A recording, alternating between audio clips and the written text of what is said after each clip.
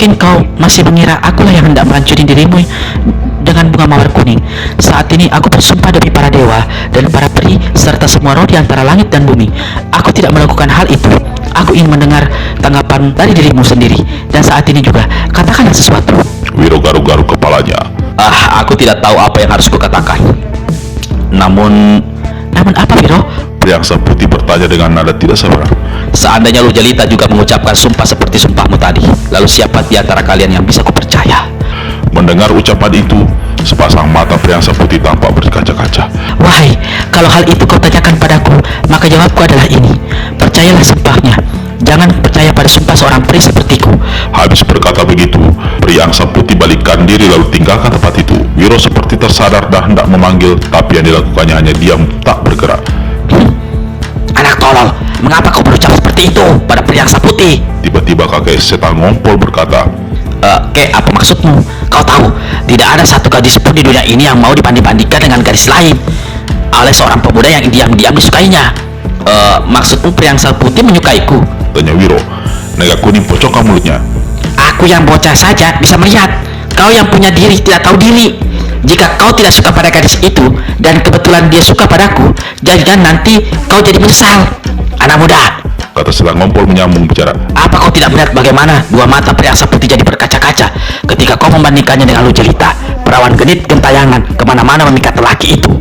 Wiro garuk-garuk kepalanya. Sebenarnya aku juga menyukai Priangsa Putih. Kata Wiro pula. Dia diam senyap. nah, tapinya ini yang bikin brengsek. Suka tapi masih ada tapi. Kata Naga Kuning lalu pasang muka merengut.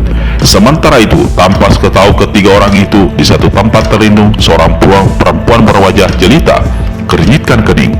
Sepasang alitnya naik ke atas ketika mendengar ucapan Wiro yang mengatakan sebenarnya dia menyukai Priangsa Putih. Dalam hati dia berkata diri, Kalau hati tidak asing itu benar sudah tertambat pada Priangsa Putih. Agak-agak berlebihan nasib diriku. Padahal aku sudah mengambil keputusan untuk meninggalkan duniaku kalau saja aku mendapatkan dirinya. Aku telah berusaha, namun agaknya aku tidak mendapat restu. Mungkin cara yang ketemu salah.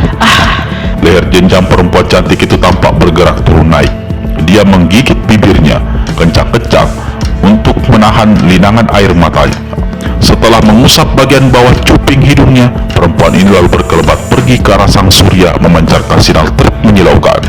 Kalaupun Wiro dan Naga Kuning serta setan ngompol melihat bayangan, maka mereka hanyalah melihat seberkas cahaya biru yang serta-merta lenyap tanpa mereka bisa melihat dengan jelas apa adanya. Aku tak bermaksud menyakiti hati Priangsa Putih. Kalian tahu banyak hutang budi kita padanya. Dia sudah pergi, apa gunanya bicara begitu? Ujar Naga Kuning. Apa yang kita lakukan sekarang? Tanya setan ngompol. Aku akan menunggu sampai malam datang. Apa yang ada di benakmu, wahai kakak Wiro? Tanya Naga Kuning sambil miringkan kepalanya, dan kata-kata dan gerakannya jelas meledek sang pendekar. Begitu malam datang, aku akan kembali ke tempat kincir hantu. Gila, apa yang hendak kau lakukan? Tanya Naga Kuning. Aku mau menyelidik rahasia apa yang sebenarnya yang ada di balik kincir itu. Ser! Kencing setan ngompol mengucur begitu mendengar kata-kata Wiro.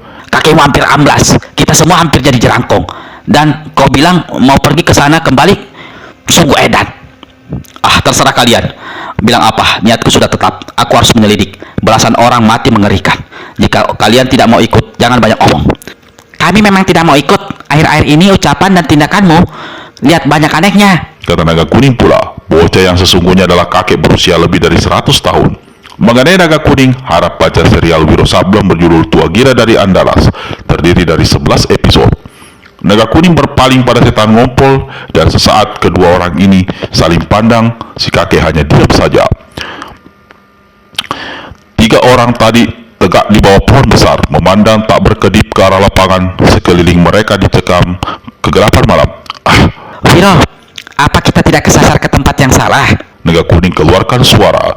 Dari suaranya jelas bocah ini dalam keadaan tercekat. Ini pohon besar yang dihantam kakek bercaping. Di depan kita terbentang halaman luas. Tempatnya jelas sama. Tapi memang adalah aneh kalau rumah kincir dan kincirnya tak kelihatan lagi di depan sana. Kata Wiro. Rumah dan kincir hantu bisa lenyap. Ada yang tak beres. Aku khawatir ada bahaya mengancam kita. Menyesal aku ikut bersama kalian. Kata setan ngompol dan seperti biasa, dua tangannya pegangi bagian bawah perutnya. Aku tidak mengerti. Rumah dan kincir sebesar itu tahu-tahu bisa lenyap meski sengaja dipindah. Ucap naga kuning, Orang sakti manapun tidak mungkin memindahkan bangunan sebesar itu. kata setan ngompol. Mungkin ini salah satu rahasia kincir hantu yang harus kita pecahkan. Siang hari masih nongkrong di depan sana, malam hari tahu-tahu lenyap.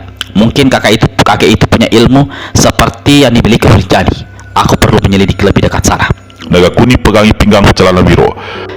Jangan gegabah, keadaan di dalam kegelapan. Bagaimana kalau ini semua hanya merupakan satu jebakan? Sebelum kau sampai ke ujung lapangan sana, mungkin berbagai senjata rahasia akan bertabur menembus tubuhmu.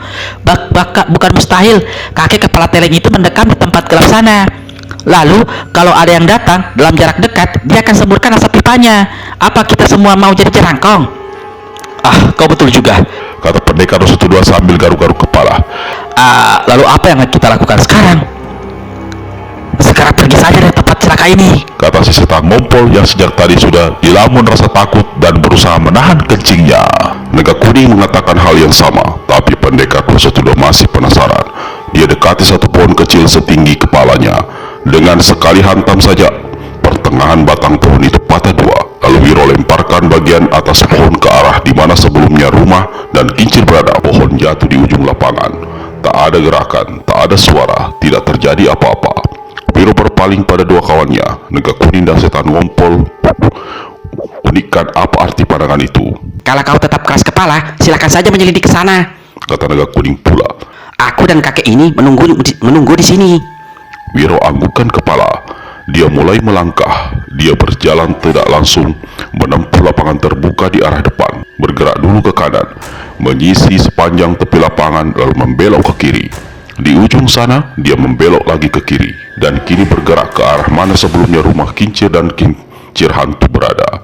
Sebegitu jauh, tak terjadi apa-apa. Namun ketika murid Eyang Sinto Gendeng hanya tinggal satu tombak saja lagi dari perkiraan letak bangunan, mendadak dalam kegelapan malam berkiblat dua buah sinar kebiru-biruan menderu ke arah pendekar 102. Senjata rahasia, Wiro, awas! Teriak naga kuning memperingatkan. Wiro memang sudah mendengar kemudian melihat gerakan dua benda bersinar biru itu. Sambil jatuhkan diri, Wiro hantamkan tangan kanannya melepas pukulan benteng topan melanda samudera. Dua benda biru terpental namun dua ledakan dahsyat menggema di udara malam. Dua buah benda biru hancur bertaburan membentuk kepingan-kepingan aneh.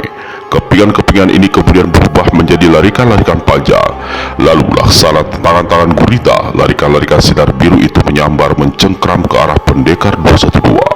Wiro gulingkan dirinya di tanah, menyingkir ke sisi lapangan sebelah kanan dari arah mana tadi dia datang, lalu kembali lepaskan satu pukulan sakti bernama Dewa Topan menggusur gunung. 10 rarik sinar biru yang seperti tangan-tangan gurita yang tadi hendak mencengkram mencelat buyar ke udara. Namun luar biasanya, buyaran yang berjumlah 24 ini berubah menjadi seperti dua benda biru yang pertama kali menyerang Wiro, menderu dengan kecepatan setan dalam gelapnya malam, menyambar ke arah sosok pendekar 102. Ah, celaka! Ujar setan ngompol melihat apa yang terjadi. Kakek ini serta merta gerakan tangan kanannya. Serangkum angin menebar bau pesing menderu ke ujung lapangan. Inilah pukulan setan ngompol mengencingi langit. Naga kuning tidak tinggal diam. Begitu melihat Wiro berada dalam keadaan bahaya, dia segera menghantam tangan kanannya. Sinar biru panjang menderu dalam kegelapan malam, memapaki gerakan 24 benda biru yang menyerbu pendekar 102. Wiro kertakkan rahan. Tangan kanan yang sudah disiapkan untuk melepaskan pukulan sinar matahari berkelebat ke depan. Selarik sinar putih menyilaukan disertai hamparan hawa panas selaksana sambaran kilat menyambar ke depan. 3 pukulan sakti menggempur 24 benda biru. Letusan-letusan seperti hendak menggoyang gendang-gendang telinga berdentuman di tempat itu. Tanah bergetar, pepohonan berderak, semak-semak berserabutan dan deru serta pasir berterbangan ke udara. Ketika keadaan tenang kembali, Wiro dan kawan-kawannya sudah menjauhkan diri dari tanah lapang.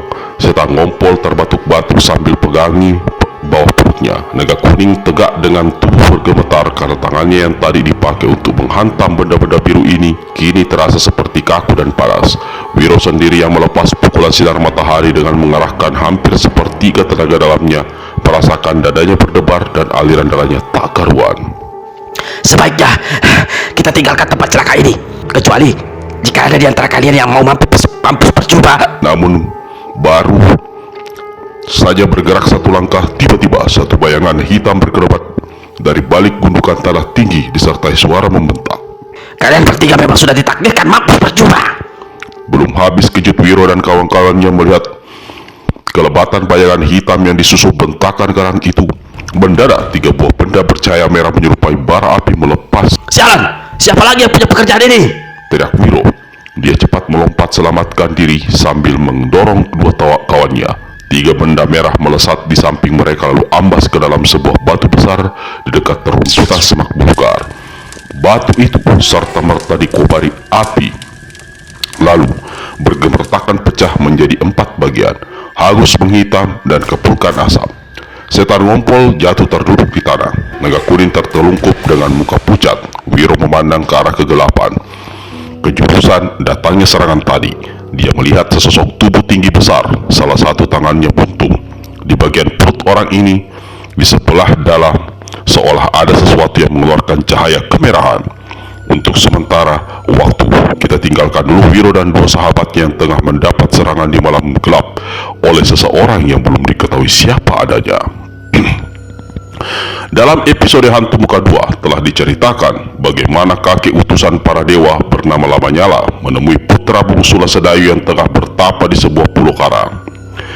Lamanyala memberitahu jika pemuda itu mengikuti apa yang dikatakannya, maka kelak dia akan menjadi seorang ahli sakti mandraguna, dijuluki Hantu Muka 2, karena nantinya dia akan menjalani hidup dengan memiliki 2 muka kembar. Selanjutnya dia akan menjadi pelambang segala keji, segala tipu, segala nafsu. Untuk mendapatkan semua itu, maka pertapa muda itu harus pergi ke negeri Latala Silam. Dia harus menemui beberapa tokoh sakti di negeri itu dan merampas ilmu kesaktian yang mereka miliki. Kemudian si pemuda yang oleh Lamanyala diberi nama Labahala harus pergi ke lembah Seribu Kabut. Di situ bertapa seorang sakti yang bukan lain adalah Lasedayu dan sebenarnya adalah ayah kandung Labahala sendiri. Konon pada masa itu Lasedayu adalah orang yang paling sakti di seluruh negeri, melebihi kehebatan hantu tangan 4 yang merupakan dedengkot para hantu sakti yang ada. Untuk menundukkan Lasedayu, Labahala harus mencungkil dan merampas pusar orang sakti itu. Lamanyala kemudian membekali Labahala dengan sebuah benda, yakni sendok aneh bergagang pendek dan terbuat dari emas murni. Sendok ini merupakan satu benda sakti dan diberi nama pemasung nasib. Dengan sendok inilah Labahala harus mencungkil pusar Lasedayu. Labahala tidak pernah tahu bahwa petapa sakti di lembah Seribu Kabut yang akan didatanginya itu adalah ayah kandungnya sendiri. Lamanyala sengaja mengatur semua itu karena dendam kusumatnya terhadap Lasedayu. Bukan saja Lasedayu telah mengambil jimat hati dewa, titipan para dewa, tapi juga karena Lasedayu telah membuat kakek itu menjadi mengerikan seumur hidup. Sosok tubuhnya sebelah kanan hancur dan tinggal merupakan satu geroan besar begitu rupa sehingga tulang iga, sebagian isi dada dan isi perutnya terlihat dengan jelas. Luar biasa, seram, mengerikan. Selain itu, antar Lamanyala dengan para dewa di atas langit telah terjadi perselisihan hebat. Para dewa tidak menyukai cara yang ditempuh Lamanyala dalam menjatuhkan hukuman atas diri Lasedayu yang dianggap semata-mata hanya merupakan pelampiasan dendam pribadi. Dalam amarahnya, Lamanyala akhirnya menyatakan tidak bersedia lagi menjadi utusan para dewa di negeri Latana Silam. Dengan demikian, dia bebas melakukan apa saja yang menurut kehendak hatinya. Lembah Seribu Kabut.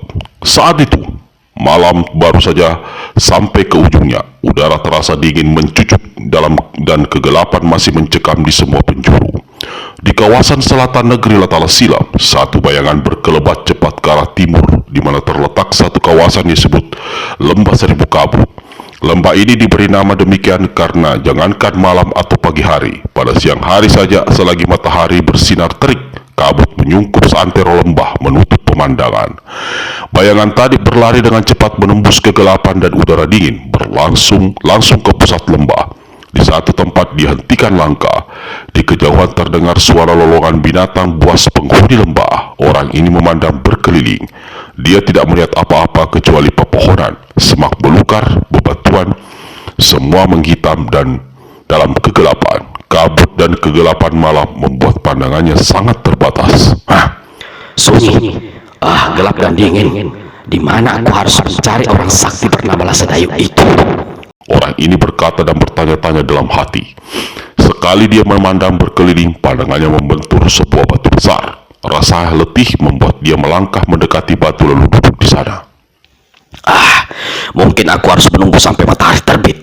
Jika hari sudah terang, aku akan memeriksa seluruh lembah ini. Bukan mustahil aku. Dia tinggal di dalam sebuah gua. Karena batu yang didudukinya itu agak datar, maka orang itu baringkan dirinya. Perjalanan jauh membuat sekujur tubuhnya letih. Sesaat, seantara tertidur dan jaga, tiba-tiba dia bangkit dan duduk di atas batu. Ada suara seperti langkah kaki di sebelah kanan. Namun memandang ke jurusan itu, dia tidak melihat siapa-siapa. Rasa tegang perlahan-lahan merayapi hati orang ini. Mungkin berbahaya kalau aku sampai ketiduran, pikir orang itu. Lalu dia duduk bersila di atas batu. Sesaat terbayang di pelupuk matanya wajah kakek sakti bernama Nyala itu. Dia coba membayangkan bagaimana kira-kira sosok dan tampang manusia bernama Lasedayu.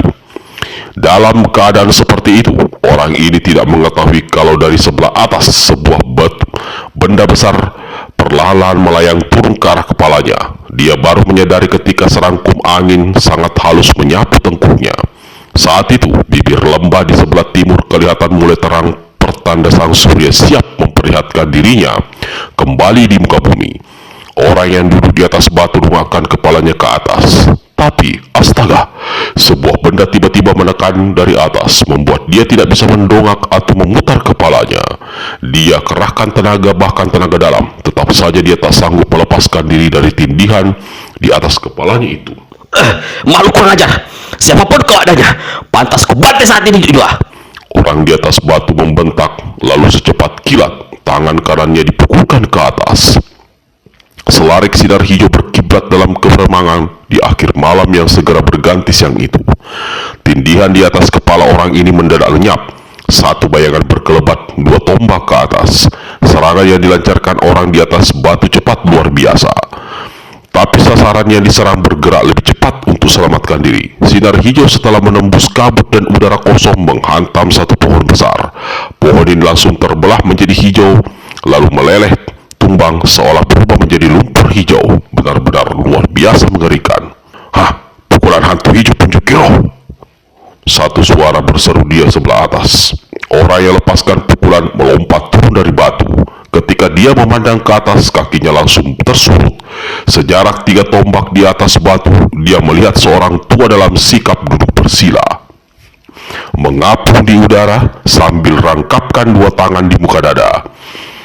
Sepasang matanya memandang tajam pada orang di bawahnya. Satu tangan kemudian bergerak mengusap dagunya yang ditumbuhi janggut panjang warna kelabu. Bukan main, orang tua ini memiliki tenaga tinggi luar biasa. Juga ilmu meringankan tubuh yang sangat langka. Dia mampu mengapung di udara seperti duduk enak-enakan di lantai yang empuk. Anak muda yang muncul di penghujung malam, malam kabut dan udara dingin. Wahai, siapa kau adanya? Apakah kau punya nama? Orang di depan batu sesaat tegak diam tak menjawab. Apa perlu dia menjawab pertanyaan orang itu? Tapi dia harus mengetahui jelas siapa adanya orang tersebut. Jadi dia memang perlu membuka mulut untuk bicara. Guruku yang pertama memberi aku nama Lajundai. Guruku yang kedua menamakan aku Labahala. Terserah kau memanggil aku siapa, tapi pantas kau ketahui, aku muncul menyandang satu gelar besar. Sebelum kukatakan gelar itu, harap beritahu apakah kau makhluknya yang bernama Lasedayu, penghuni dan penguasa lembah seribu kabut ini. Orang tua di atas sana keringitkan kening. Alis matanya yang tebal mencuat ke atas. Lalu tampak dia menyeringai. Kembali 2 tangannya disilangkan di dada. Kau punya 2 orang guru. Tentu kau adalah seorang pemuda sakti. Wahai anak muda, coba kau beritahu siapa nama gurumu yang pertama dan kedua itu. Kau tak layak bertanya dan aku tak layak menjawab. Orang yang mengapung di udara tertawa datang. Jangan tertawa, tidak ada yang lucu. Katakan saja, apakah orangnya bernama Lasedayu? Menghardik Lajundai alias Labahala. Kau seperti orang yang kesusu. Ada sesuatu yang membuat kau tidak sabaran. Jangan kau kelewat memaksa anak muda. Pukulan tadi kau lepaskan adalah pukulan hantu hijau penjungkir roh. Setauku, pukulan itu hanya dimiliki oleh seorang tokoh bernama hantu lumpur hijau yang diam di kubangan lumpur. Bagaimana kau bisa memilikinya? Apa kau murid atau punya hubungan tertentu dengan dirinya? Labahala tertawa lebar. Sambil angkat tangan, acungkan tinju, dia berkata, Aku bukan murid, bukan kerabat hantu lumpur hijau. Ilmu hantu hijau penjukir roh itu aku rampas dari hantu lumpur hijau. Kau rampas dari hantu lumpur hijau? Wahai, kau tentu bergurau. Siapa bilang aku bergurau? Lihat, aku juga telah merampas beberapa kesaktian yang dimiliki hantu tangan empat. Saksikan ini. Apa kau mengenali ilmu kesaktian yang akan kuperlihatkan?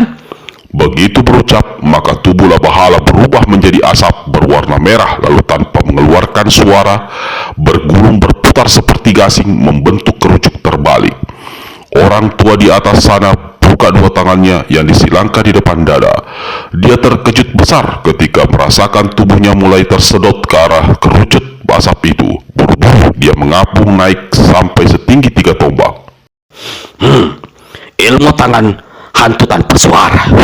Seru orang di atas sana dengan air muka berubah. Di bawahnya, Labahala hentikan putaran tubuhnya, lalu dia kembali ke wujudnya semula. Sekarang, kau percaya aku tidak berdusta, wahai makhluk berjanggut kelabu? Dan apa kau masih belum mau memberitahu apakah kau inilah Sedayu atau bukan? Aku akan memberitahu siapa diriku. Tapi aku perlu tahu dulu bagaimana kau bisa mendapatkan semua ilmu milik para hantu di tanah silap ini. Sudah kukatakan, aku merampas semua ilmu itu. Jawab Labahala. Perlahan-lahan orang yang duduk mengapung di udara bergerak turun hingga kini dia hanya berjarak 5 jengkal saja dari atas batu datar di hadapan Labahala. Aku memang orang yang bernama Sedayu, penguasa 7 penjuru angin negeri Latana Silap. Aku tidak membenarkan perbuatanmu merampas ilmu kesaktian para hantu yang berada di bawah kekuasaanku. Kau harus kembalikan semua ilmu rampasan itu dengan cara menyerahkan dua tanganmu kiri kanan padaku. Lekas ulurkan kedua tanganmu. Labahala tertawa bergelak mendengar kata-kata orang bernama Sedayu yang bukan lain adalah ayah kandungnya sendiri. Sedayu, aku memang sudah mendengar nama besarmu, tapi bukan berarti aku harus tunduk dan dapat kau perlakukan seperti para hantu lainnya. Aku justru datang untuk memaklumkan bahwa mulai hari ini kau berada dalam kekuasaanku. Aku adalah raja di raja para hantu di negeri Latana Silap. Aku perlambang hantu segala keji, segala tipu, segala nafsu. Siapapun kau adanya, aku tidak peduli. Lekas ulurkan dua tanganmu. Membentaklah Sedayu. Tubuhnya yang mengapung bergerak satu langkah mendekati Labahala. Sedayu, kau punya mata tapi tidak melihat tingginya gunung Tinggi Meru. Kau bisa melihat tapi tidak menampak dan tidak tahu dalamnya lautan Samudra Hijau. Lihat wajahku baik-baik.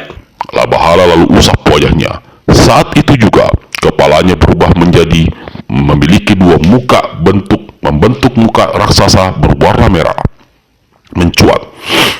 Rambut panjang aut-autan dan sepasang mata melotot besar berwarna merah seperti api.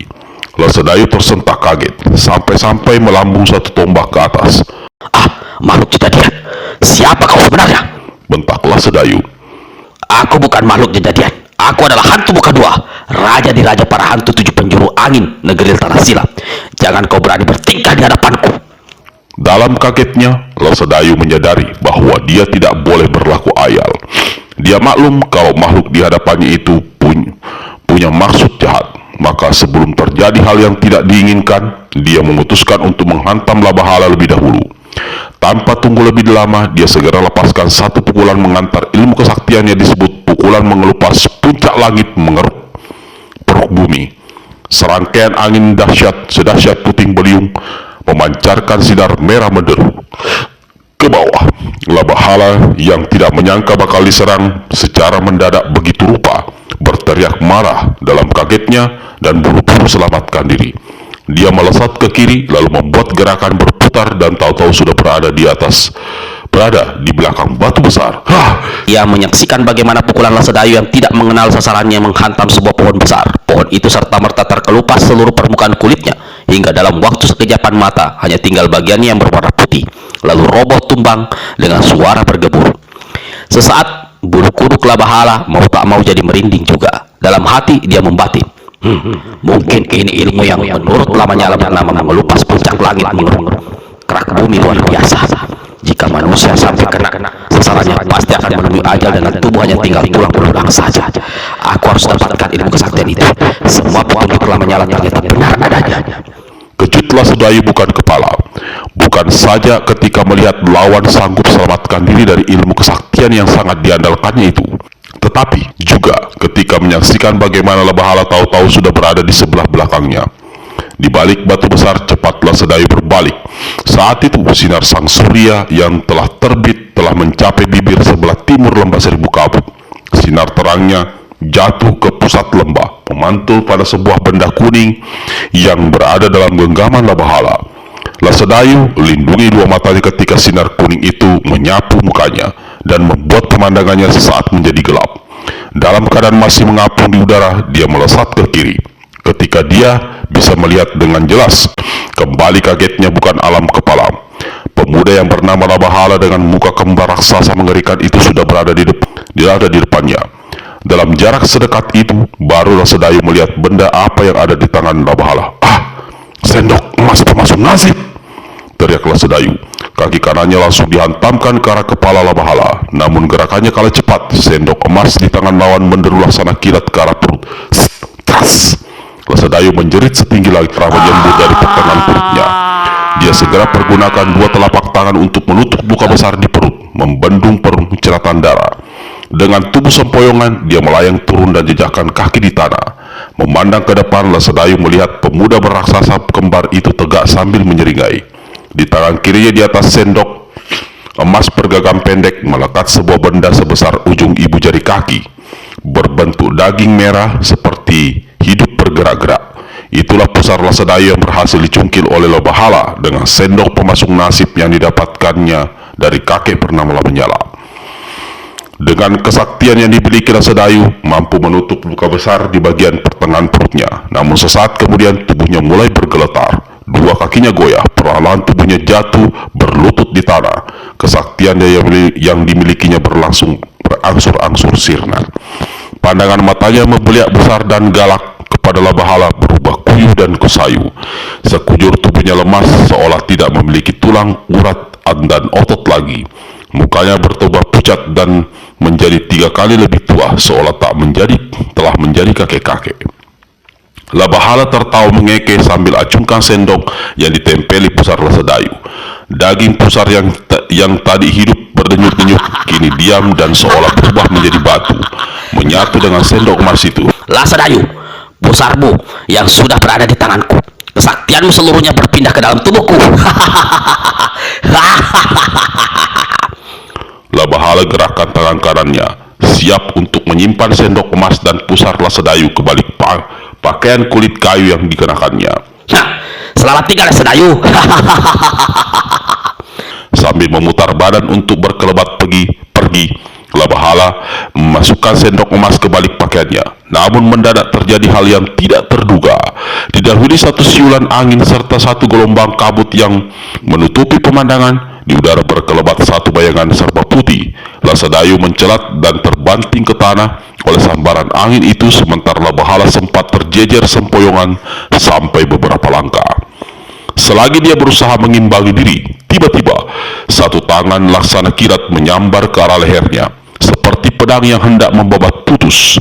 Ketika dia berusaha mengelak sambil palangkan tangan kiri, tahu-tahu ada lagi satu tangan menyambar. Labahala tersentak kaget ketika menyadari sendok emas yang masih ditempeli pusar Sedayu tidak ada lagi dalam genggaman tangannya. Jangan besar, berani mati, teriak Labahala marah sekali.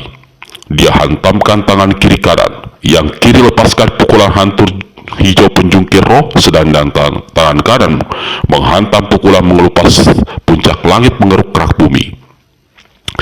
Pukulan kedua ini baru saja dirampasnya dari Sedayu. Walau belum mantap, namun kekuatannya sanggup membuat lawan berubah menjadi tulang belulang. Bayangan putih yang diserang membuat gerakan aneh. Tubuhnya melesat ke atas, namun di sebelah bawah ujung pakaiannya yang berbentuk seperti jubah mermapas dahsyat, mengeluarkan angin deras membuat tanah laksana dilanda gempa.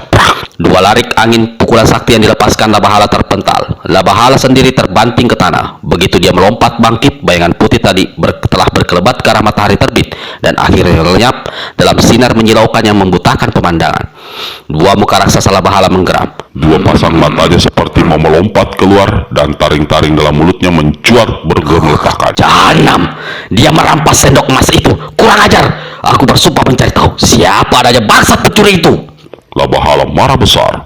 Seperti orang kalap, dia menghantam kian kemari, menghancurkan apa saja yang ada di dekatnya.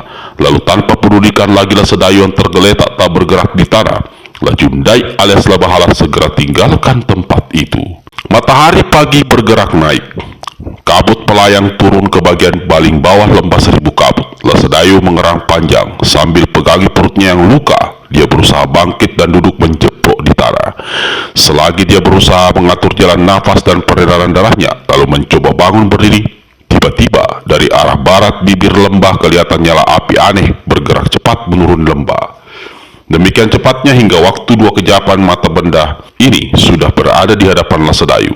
Sedayu tersikap kaget ketika dia mengenali siapa adanya makhluk yang tubuhnya dikobari api itu. Dia bukan lain adalah Lamanyala, kakek sakti yang dulu pernah menjadi utusan para dewa. Sisi kanan tubuhnya berlubang besar mengerikan.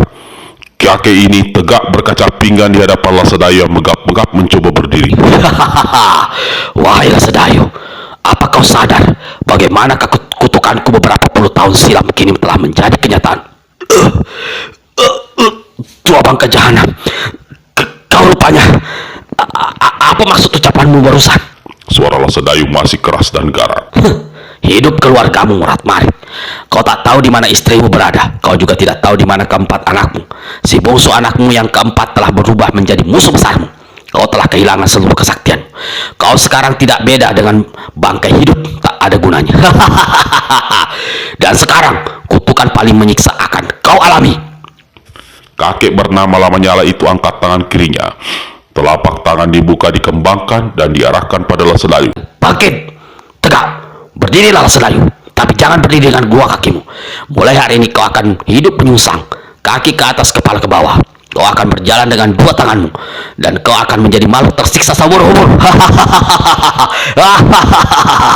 Lamanyala gerakkan tangan kirinya. Secara aneh, sosok Sedayu yang tadi susah payah berdiri kini bangkit tegak.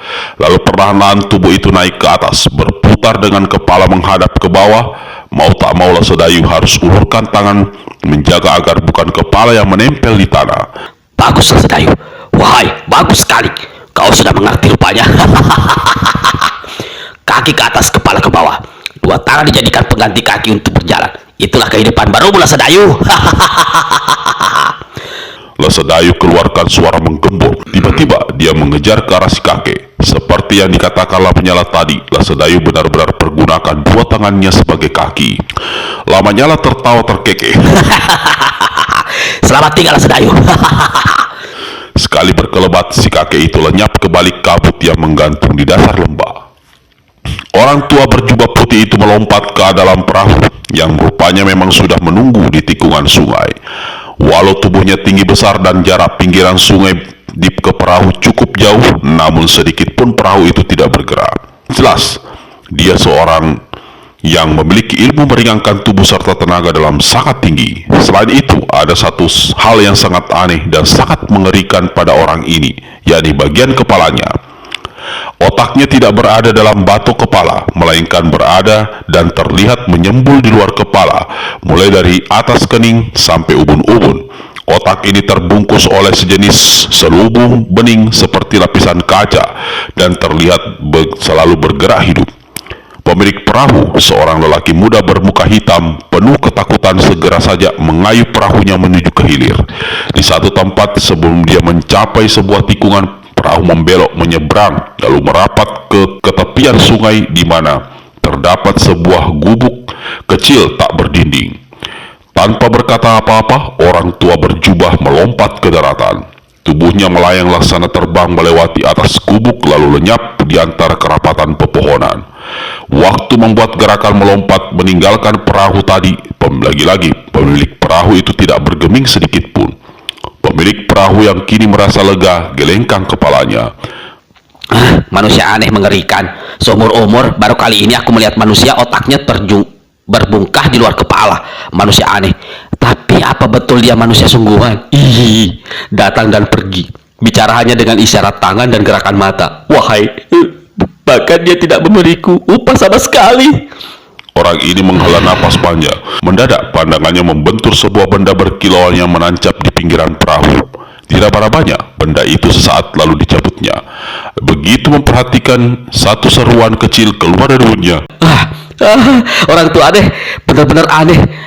Aku telah berburuk sangka. Ternyata dia dia meninggalkan lempengan perak ini sebagai sewa dan upah perahu. Siapakah gerangan? Aku pernah menyerap kabar dulu ada seorang tua tinggal di pedalaman sana, memiliki ilmu kesaktian yang hampir setingkat kesaktian para dewa. Apa dia orangnya? Pemilik perahu itu timang-timang lempengan perak lalu menciumnya berulang kali. Orang tua berjubah putih yang otaknya terletak di luar batok kepala itu berlari laksana angin. Rambutnya yang panjang putih bukan saja menutupi kepala bagian belakang sampai ke punggung, tapi juga menjulai ke depan menutupi wajahnya. Walau matanya terhalang, namun dia mampu berlari dengan kecepatan luar biasa. Sesekali dia sengaja menerjang pepohonan yang menghadang di depannya seperti tak sabar untuk menghindar. Saat itu dia memang tengah berpacu dengan waktu. Dia sedang menghadapi urusan genting. Kemampuannya untuk sampai di tujuan dalam waktu secepat mungkin untuk menyelamatkan nyawa seseorang. Sambil lari, sesekali dia mendongak ke atas memperhatikan matahari. Kalau dia sampai di tujuan pada saat matahari mencapai titik tertingginya, berarti dia akan gagal menyelamatkan nyawa sahabatnya itu. Sambil berlari dalam hati, dia ada putusnya, dia mengucap, Lawungu, jangan kau mati dulu. Wahai para dewa, para peri, dan semua roh yang ada di antara bumi dan langit, tolong sahabatku itu. Otak di atas kepalanya berdenyut keras. Berlari sejauh 500 tombak, orang tua ini sampai di satu kawasan hutan yang banyak ditebari batu-batu besar. Di satu tempat dia membelok ke kiri dan sampai di hadapan sebuah lubang besar yang merupakan mulut sebuah gua.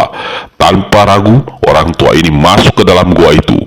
Di dalam gua yang hanya diterangi oleh sebuah obor kecil, tergolek sosok tubuh. Kaki kanannya mulai dari kelapak sampai ke lutut diselimuti luka besar yang telah memborok dan menebar bau sangat busuk. Sahabatku Lawungu, aku merasa bahagia. Hari ini aku dapat melunasi hutang nyawa itu. Si orang tua berucap lalu membungkuk. Sosok di lantai gua tidak bergerak.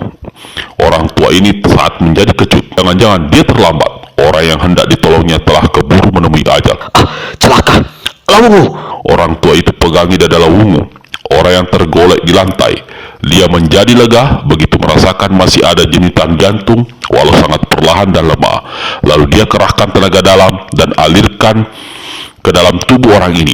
Sesaat kemudian, orang tua bernama Lawungu keluarkan suara menggerak. Lawungu, buka matamu, aku datang. Lawungu membuka kedua matanya yang sejak tadi terpejam. Mengerikan sekali, sepasang mata itu tertutup genangan nanah. Orang tua berjubah putih tercekat kaget. Walau tidak melihat, namun Lawungu masih bisa mengenali siapa yang ada di dekatnya dengan suaranya. Suara mulutnya terbuka, suaranya bergetar.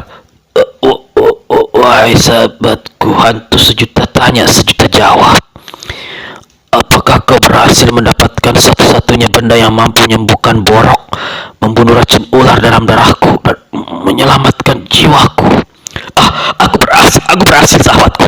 Aku membawanya Lawungu.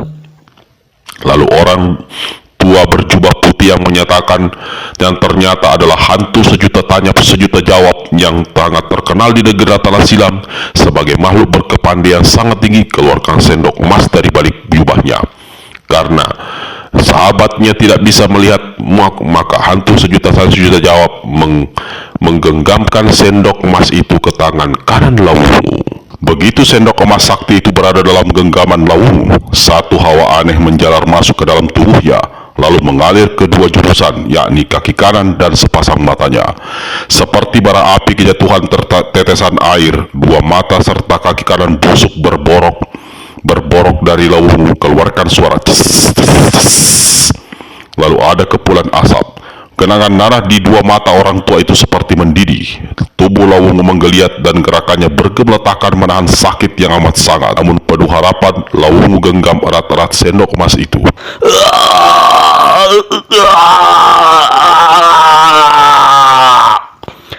Sendok pemasuk nasib. Desis orang tua ini yang usianya hampir seumur hantu sejuta tanya sejuta jawab. Sahabatku, kau tahu apa yang harus kau kerjakan. Cepat lakukan. Aku telah lama menunggu saat ini. Aku sudah siap. Semoga para dewa memberkahimu, wahai sahabatku. Hantu sejuta tanya sejuta jawab luruskan kaki kanan Lawungu yang telah membusuk. Dia menekan urat besar di beberapa bagian kaki sebelah atas. Tabahkan hatimu, wahai sahabatku, kata hantu sejuta tanya sejuta jawab. Aku tahu sakitnya seperti ditusuk besi panas. Tapi wahai sahabatku, bertahanlah. Kesembuhan akan menjadi bagianmu. Para dewa akan menolongmu. Lakukan cepat. Aku sudah siap, sahabatku, kata Lawungu pula.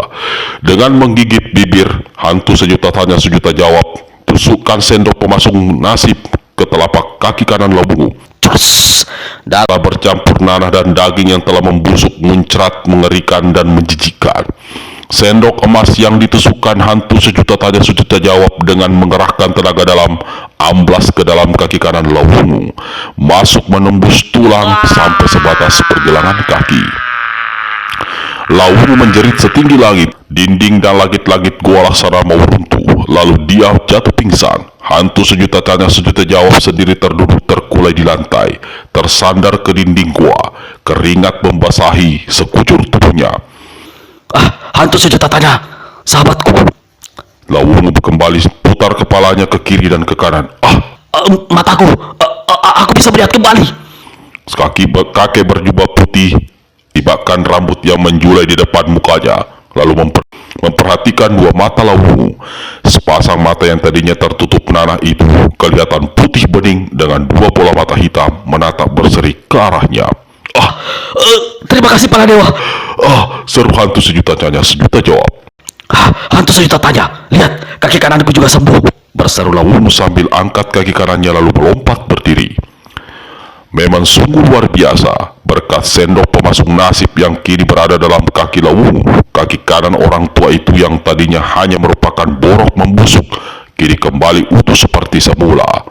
Hantu sejuta tanya sejuta jawab ikut berseru gembira, lalu melompat dan memeluk sahabatnya itu. Untuk beberapa lamanya, dua orang tua ini saling berangkulan. Kau telah menolongku. Kau menyelamatkanku dari kematian yang mengerikan. Apa yang diucapkan Lawungu memang benar.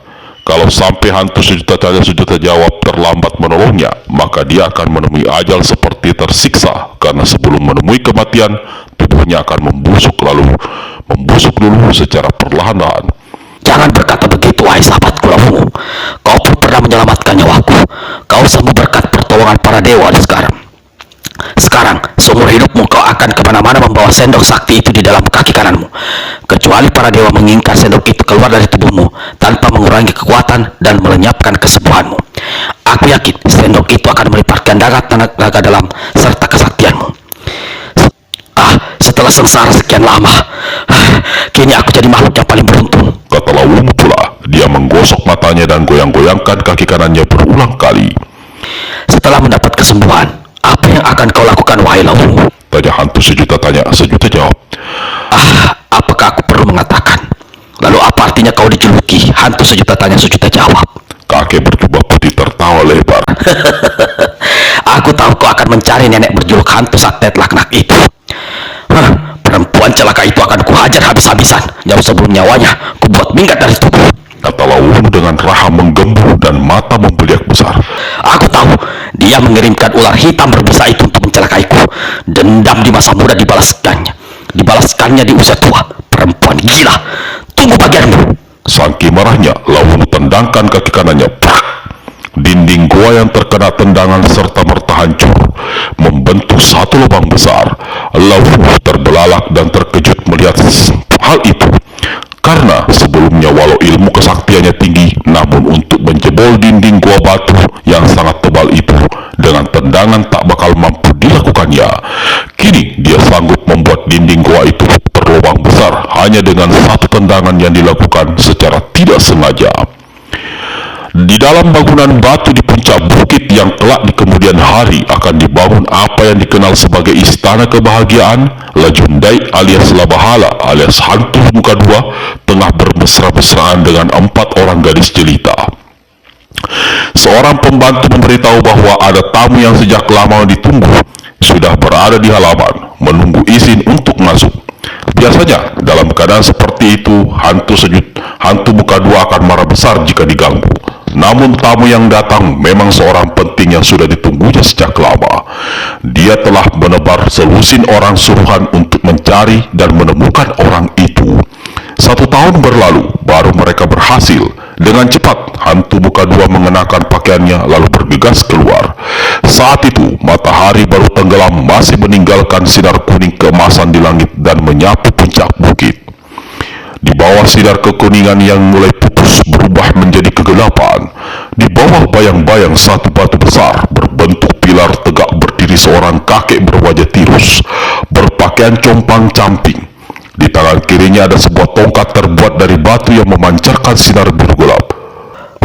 Hantu muka dua, Sang tamu mengegur. sebelum pembicaraan dimulai, aku harap jangan sesekali menyebut nama atau gelarku. Batu dan pohon bisa punya telinga, bumi dan langit bisa mendengar. Angin yang bertiup menebar kabar di kedelapan penjuru.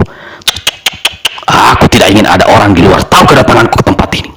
Hantu muka dua yang saat itu berpenampilan dalam wajah lelaki separuh baya berkulit kuning di sebelah depan dan hitam pekat di sebelah belakang.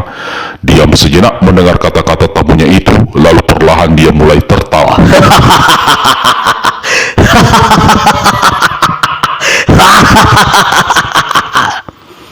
Lama-lama tawanya itu berubah menjadi kekehan panjang. Wahai, tertawa terkadang bisa menyehatkan tubuh, tapi bukan mustahil. Suatu ketika, tertawa akan membuat seorang berumur pendek. Kata kakek berwajah tirus yang rupanya tidak suka mendengar tawa hantu muka dua. Kalau saja orang lain yang berkata seperti itu, mungkin hantu muka dua sudah melompatinya dan menghajarnya habis-habisan. Dia adalah raja di raja segala hantu di negeri Latara Silam. Tidak bisa orang lain bicara seenaknya terhadapnya. Tapi karena dia memerlukan orang itu, maka hantu muka dua menahan luapan amarahnya.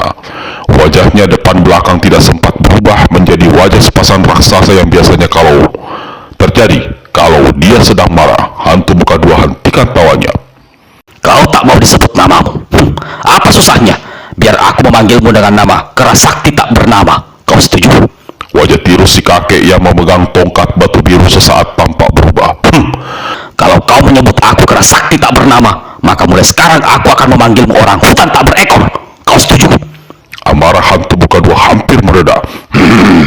Dalam ditahan kemarahannya, dua kakinya sempat melesat 1 jengkal ke dalam tanah. Dalam hati dia berkata, kalau urusan ini sudah selesai, akan kusuruh orang untuk mencincang tubuh jahanam satu ini sampai lumat. Aku setuju saja. Karena semua orang tahu orang hutan jauh lebih pandai dan cerdik daripada kera biasa. hantu muka dua akhirnya lontarkan ucapan itu lalu sunggingkan seringai mengejek. Orang tua yang diberi nama Kerasakti tak bernama balas menyeringai lalu berkata, Sekarang katakan padaku, apa keperluan meminta aku datang ke tempat ini? Tapi sebelum kau memberitahu, aku ingin agar kau lebih dahulu membunuh 12 orang anak buahmu yang telah kau tugaskan untuk mencariku. Kau harus melakukannya saat ini juga, di tempat ini, di hadapanku. Kejut hantu muka dua bukan alang kepalang. Kemarahannya tidak tertahan lagi. Mukanya yang dua langsung berubah menjadi muka raksasa berwarna merah dan garang. Kakek yang disebut Kerasakti tak bernama bergumam. Kau kulihat marah. Tak ada satu orang pun boleh marah padaku. Itu aturanku sejak puluhan tahun lalu. Aku tidak merasa perlu membuat urusan denganmu. Selamat tinggal orang hutan tak berekor. Wahai, tunggu. Jangan salah sangka. Jangan bercepat marah. Hantu muka dua berseru. Dua mukanya yang tadi berbentuk raksasa kini berubah menjadi wajah lelaki separuh baya. Kakek bermuka tirus hentikan gerakannya yang sempat hendak berbalik pergi itu. Dua alisnya naik ke atas, tatapannya seperti hendak menembus batok kepala hantu muka dua. Sahabatku, Kata hantu muka dua pula dengan suara bergetar karena terpaksa harus menindih amarah. Sebagai orang yang dijuluki hantu segala segi, segala tipu dan segala nafsu, dia benar-benar merasa dikurang ajari dan direndahkan oleh si kakek di hadapannya itu. Kuharap kau mau bersabar mendengar satu cerita mengapa aku sampai memintamu datang kemari. Saat ini aku tidak butuh ceritamu. Aku ingin kau segera memenuhi permintaanku tadi. 12 orang anak buahmu itu harus dilenyapkan. Kalau kau tidak melakukan, pembicaraan kita cukup sampai di sini. Mudah saja memenuhi permintaanmu itu. Tapi apa perlunya? Hantu muka dua jadi penasaran. Tadi sudah kukatakan, batu dan pohon bisa punya telinga, bumi dan langit bisa mendengar, angin bisa menebar kabar, apalagi manusia punya telinga, mata dan mulut, dan jumlah mereka 12 orang pula. Kau terima permintaanku, atau kau boleh masuk kembali ke sarangmu di bangunan batu itu. Aku bisa menerima permintaanmu. Jawab hantu muka dua, walau dalam hati dia memaki habis-habisan. Setelah berucap begitu, hantu muka dua bertepuk tangan 3 kali. Seorang gadis berambut panjang muncul. Dia menjura lalu tegak menunggu perintah. 12 orang yang berada di dalam kebun di belakang bangunan batu. Lekas kau suruh mereka segera ke sini. Si gadis rundukkan tubuhnya sedikit, menjura lalu tinggalkan tempat itu. Tak lama kemudian, 12 orang lelaki muncul di tempat itu. Hantu muka dua meminta mereka berjejer di depan satu dinding batu. Kalian telah berjasa besar, berhasil menemui dan meminta kakek ini datang ke sini. Hari ini aku akan memberi hadiah besar pada kalian. Mendengar ucapan hantu muka dua, tentu saja 12 orang itu sangat gembira. Sebelumnya mereka memang telah menerima hadiah dari hantu muka dua karena bisa menyelesaikan tugas dengan baik. Kini diberitahu bahwa mereka akan mendapat hadiah besar, tentu saja semuanya merasa senang. Maka ke-12 orang itu tegak berjejer dengan sikap gagah dan wajah berseri-seri. Hantu muka dua gerakkan kedua tangannya seperti hendak mengambil sesuatu di balik pakaian kulit kayu yang dikenakannya. Tapi sekonyong-konyong, dua tangan itu dipukulkannya ke depan. 2 larik sinar merah berkiblat disusul menderu 2 gelombang angin dahsyat. 12 orang yang berjejer di depan dinding batu keluarkan seruan kaget. Berapa di antara mereka mengenali pukulan maut itu segera melompat cari selamat. Namun tidak satu orang pun yang bisa meloloskan diri. 12 anak buah hantu muka dua itu terpental menghantam dinding batu di belakang mereka lalu jatuh berkaparan. Tubuh mereka mengepulkan asap merah. Begitu asap sirna, kelihatanlah satu pemandangan mengerikan. Sosok 12 orang itu kini hanya tinggal tulang belulang berserakan. Hantu muka dua berpaling pada kakek di depannya. Kerasakti tak bernama. Kau saksikan sendiri kehebatan pukulan mengelupas puncak langit, mengeruk bumi. Aku sudah melakukan apa yang kau minta. Apa kau puas? Orang tua itu silangkan tongkat birunya di depan dada, menyeringai sesaat lalu berkata, Kau sudah melaksanakan perintah. Sekarang silahkan bicara. Apa yang hendak kau ceritakan padaku? Apa yang kau tanyakan dan apa yang hendak kau suruh aku melakukan? Kau pernah mendengar sebuah benda yang disebut sendok pemasuk nasib? Bertanya hantu muka dua. Kakek yang dipanggil dengan sebutan kerasakti tak bernama mendongak ke langit hitam kelam. Sesaat kemudian terdengar dia berucap, Puluhan tahun silam, benda milik para dewa itu dibawa oleh seorang ke negeri tanah silam. Ada kabar yang mengatakan sendok tersebut sebelum lenyap dipergunakan untuk mencelakai seorang sakti bernama Lasedayu, hingga orang itu kini menjadi seorang kakek pikun, berjalan dengan mempergunakan 2 kakinya dan dijuluki hantu langit terjungkir. Wahai, pengetahuanmu ternyata cukup luas, memuji hantu muka dua. Si kakek menatap lekat-lekat ke wajah hantu muka dua. Di antara kabar yang kusirap, yang menyatakan kau adalah murid Lasedayu. Apa benar, wahai orang hutan tak berekor? Hantu muka dua meludah ke tanah. Aku tidak berguru pada seorang setolol Lasedayu. Justru aku telah merampas semua ilmu yang dimilikinya. Karena makhluk tolol seperti dia tidak layak memiliki berbagai ilmu kesaktian. Hantu muka dua berkata sambil busungkan dada. Kau tadi mengatakan sendok sakti itu lenyap. Kau tahu kemana lenyapnya sendok itu? Siapa yang mencurinya atau di mana beradanya sekarang? Kakek di hadapan hantu muka dua gelengkan kepala. Ketahuilah, wahai kerasakti tak bernama, aku tidak memintamu datang ke sini guna menugaskanmu mencari sendok pemasuk nasib. Itu sampai dapat lalu menyerahkannya padaku. Aku mendapat kabar bahwa hantu langit terjungkir juga tengah berupaya mendapatkannya. Jadi kau punya dua tugas, mencari sendok emas pemasung nasib dan membunuh orang bernama Sedayu alias hantu langit terjungkir itu. Terserah mana yang hendak kau lakukan lebih dahulu. Apa kalau Sedayu masih diam di lembah seribu kabut? Tanya si kakek. Setauku, dia lenyap dari lembah itu sejak 40 tahun silam. Tugasmu untuk mencari tahu di mana dia berada. Kerasakti tak bernama menyerengai lalu berkata, Diriku adalah diriku. Aku bukan bangsa manusia suka diperintah oleh orang lain. Aku tidak akan mengerjakan apa-apa sebelum tahu apa imbalan balas yang kau berikan padaku. hantu muka dua tersenyum walau dalam hati dia keluarkan kutu-kutu